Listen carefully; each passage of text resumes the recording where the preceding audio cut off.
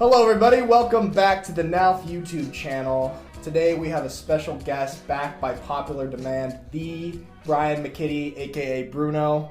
Bruno, thanks for coming back on the show. It's good to be back. It's good to have you. So if you're a regular viewer of this channel, you probably saw last week that I obtained Italian citizenship. So now I have dual citizenship with the United States and with Italy.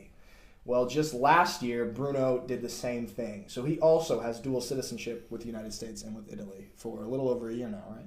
Just exactly about a year right now. So the way we were able to get these citizenships, right, were through our ancestors. So for me, my great-grandfather came to the United States, and he didn't become a naturalized U.S. citizen until after my grandfather, his son, was born, leaving everyone down the line in my family eligible for Italian citizenship. So our family never revoked the right to be Italian.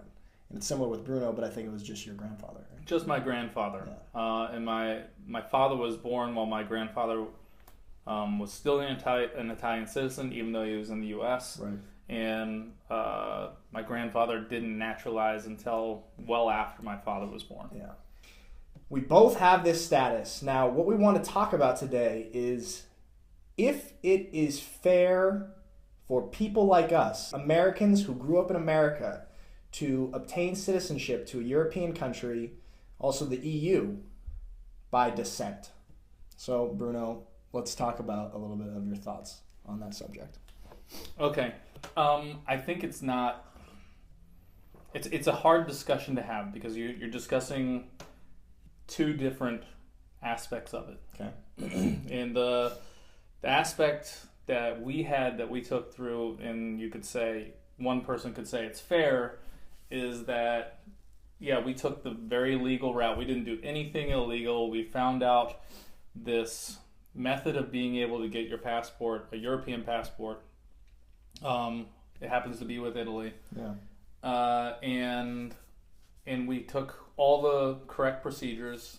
I mean, it wasn't necessarily the easiest way. Yeah. Or it wasn't necessarily an easy way, Yeah.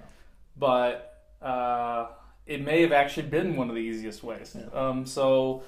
And we're really blessed. I mean, we have now passports and citizenship from the United States and from the EU, or from Italy. From a legal aspect, we did everything fair and correct. Yeah. But from a cultural aspect, I've had many discussions about what is fair and what is not, because there's other people, and we know them.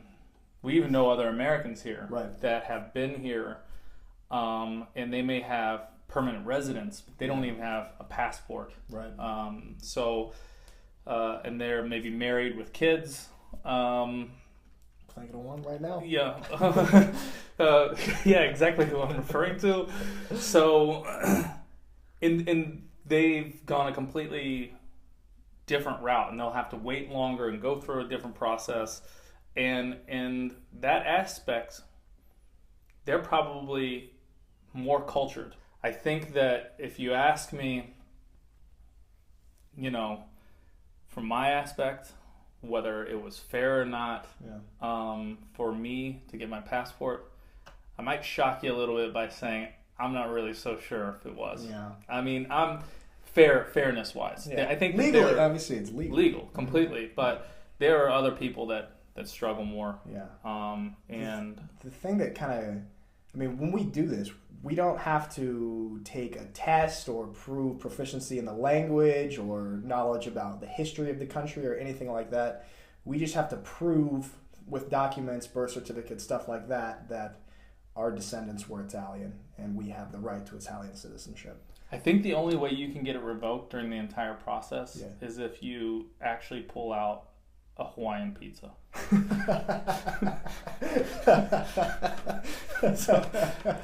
What you're found out is the absolute... That's the only way. It's the cardinal sin. I'm going the backwards route. Yeah. That's what I'm saying. I just finished a season in Italy, in Rome. It was fantastic. I got the passport. Yeah. I was super proud and super happy to get it because it took me years to get it. Yeah. There was many complications involved. I happened to be a part of the Italian national team. Right. For American football. For American football. Right. And when I was playing there, I was super proud to be playing for them. Yeah. They took me in like brothers, Yeah. and I felt great to be playing part of them. Let's just bring up this point then. So there's, I don't know what the number is, a ton of people with Italian descent in the United States. So there's probably, I mean, I would say millions of people who are eligible to do this. Yes, I would imagine millions of people, because I don't think most people even realize that it's possible. Yeah. Because it wasn't made aware to me until someone else had brought it up, that another player had his dual citizenship, which for us as football players is very beneficial because it makes us EU citizens, which means that on the American football field we don't count as Americans anymore. So it wasn't made aware to me, and I don't think that there's enough people that they think that it will benefit them. This is why I'm sort of split on things, is that I'm not really sure if I want anybody else to get it. Yeah. You know, like I don't want, you know, I would not really like it if, say, 10 million Americans applied for their citizenship. Yeah. And then they got their citizenship, and then all of a sudden you had Italy flooded with a bunch of people like me. Yeah. Like where well, at least I trust myself enough to try to learn the culture, learn the language, and understand something. Yeah.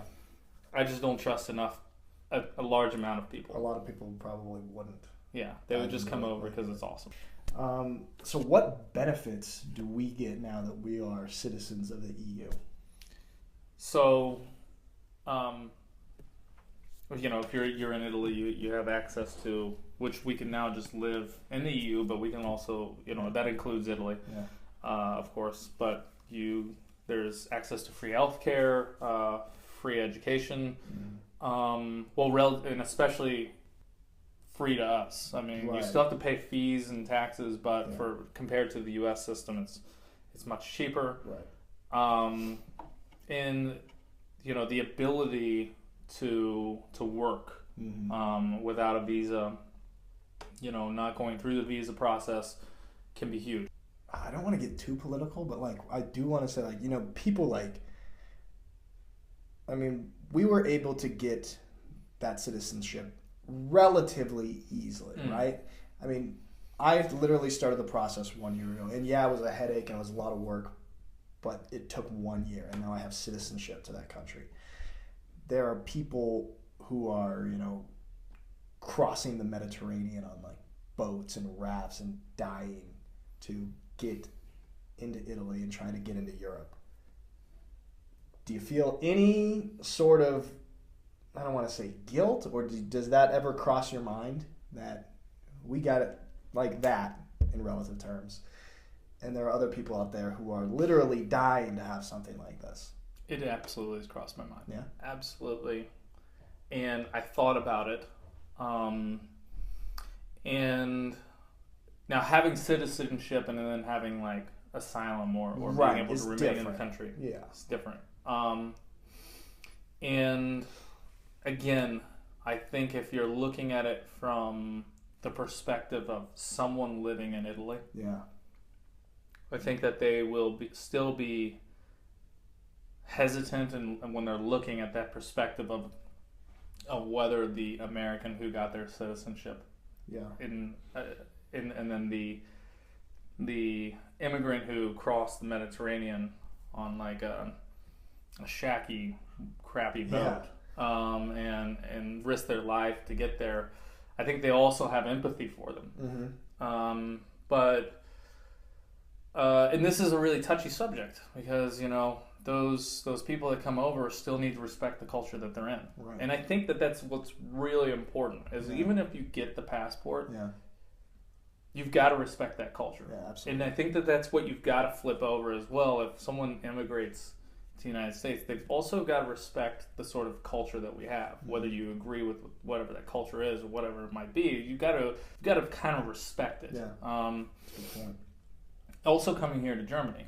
So, and I think as American players, we learn that over time. We've got to respect what the culture is here.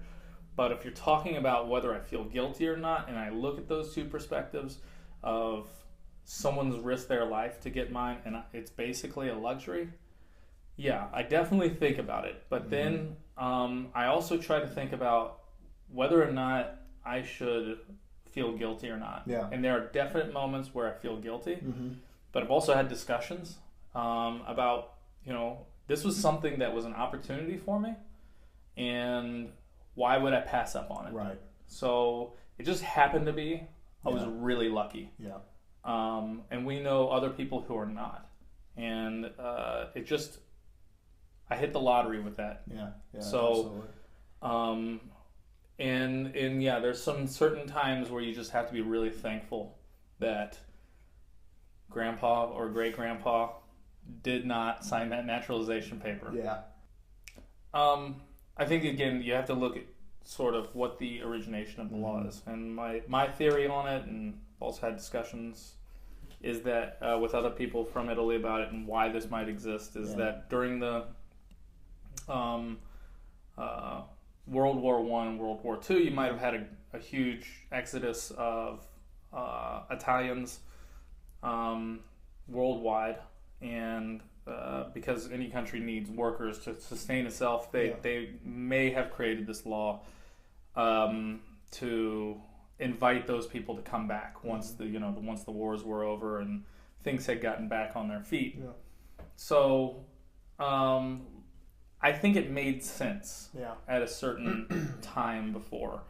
I'm not sure if it makes sense anymore because I don't actually understand the cultural reasoning behind it. Because because even if you look at the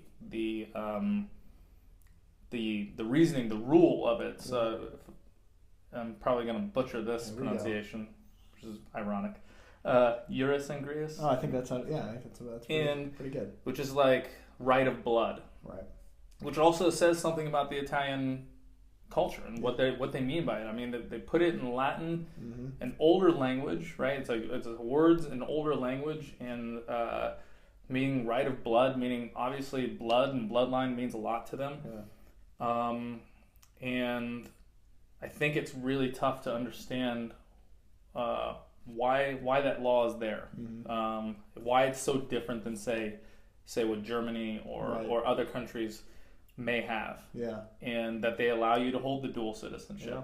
And so I think it may possibly be outdated, but it may also be something that we just culturally do not understand from their aspect of looking at law, and I don't know if we'll ever understand that. All right, that is a lot of stuff to swallow. Some great information from a great mind, Bruno. Thanks for coming on the show again. If you have any opinion on this stuff, leave us a comment below. Tell us what you think. Thank you for watching. Subscribe. We'll see you next time. Ciao.